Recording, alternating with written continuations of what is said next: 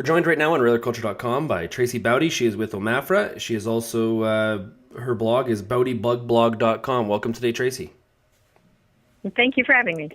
Tracey, let's talk a little bit about the True Armyworm. I was reading on your blog that you think because of some of the weather conditions, you think it could be a real threat this spring. What's going on? Absolutely. We do tend to see outbreak years following a cool, wet spring. And I think in particular what's at play there is that the cool, wet conditions are not as good for the parasites that help control, or it's a natural enemy to these true armyworm, and it tends to control it, or we'd have it as an outbreak every year. So this year in particular, because it's been cool and wet, and the moths are again flying in from the States and getting carried in with these wind or storm fronts, that we could be at risk.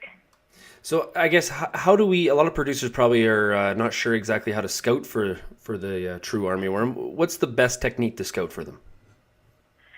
Well, I admit it's a bit of a frustrating beast to scout for. It is a pest of both corn and cereals, but really it does start up in the winter wheat crop first, because it is the first green vegetation that they come to and find in the field. So really you need to focus on the wheat crop first and look. And unfortunately, these are night feeders, so you do have to scout in the evenings or, just after dusk at least, to see if larvae are feeding on the leaves or along the soil surface. It's usually a good indication when you see frass on the ground as well that they're there. It's pretty obvious once you start to see significant populations moving in, because sometimes all that is left is the stalk of the plant, and if you're lucky, they're not clipping off the wheat heads, but some do. So, and in corn, really, obviously, we have to wait till the corn comes up, but there is a risk of them also either moving into the corn from a neighboring cereal field, or eggs being laid in the cornfield, again, on weeds that are not being controlled right now because we can't get in to spray them. And then they start to feed on the actual corn when it does come up. Is there a physical characteristic that makes the true armyworm different than the look of other worms?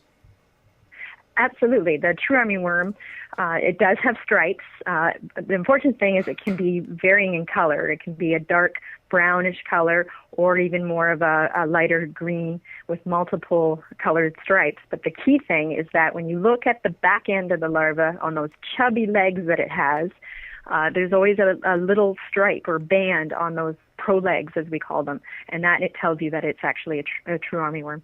Okay, you may have said this, but should we be scouting or looking for them at night, or it's not as important to find them as just to look at the activity that they have on the plant?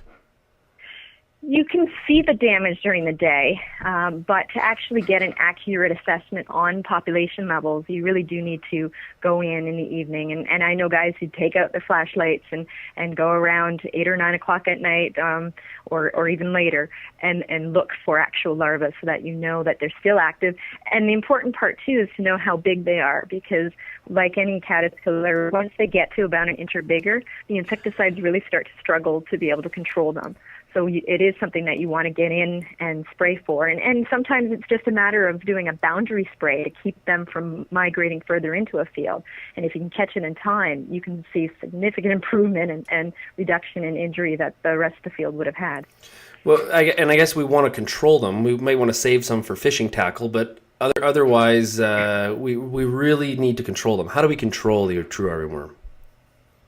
Well, actually, again, a well-timed foliar insecticide spray can work. Again, it is just a matter of ensuring that you're getting to them and noticing them before the larvae itself are too big to control. So you've got to be diligent and get in and monitor this thing probably at least on a every 3-day basis, because these are armyworm. They can take over a field quite quickly.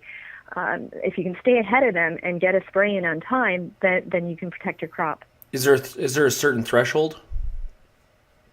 There is. In cereals, it is 4 larvae per square foot.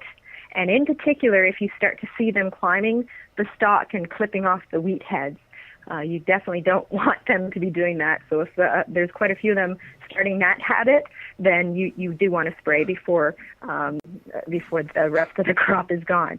In corn, it's a little different. If you start to see in seedling corn about 2 or more larvae per seedling plant, and there's at least 10% seeding damage on the leaves, a spray is warranted. Later, once the crop's into whirl stage and beyond, then you need more defoliation before they actually cause damage, because the growing point isn't impacted like it is in wheat. Kate, with Tracey, I really thank you for joining us today. I really encourage everybody to go to boutybugblog.com if you want more information, and Tracey, we'll talk to you again soon. Thank you so much.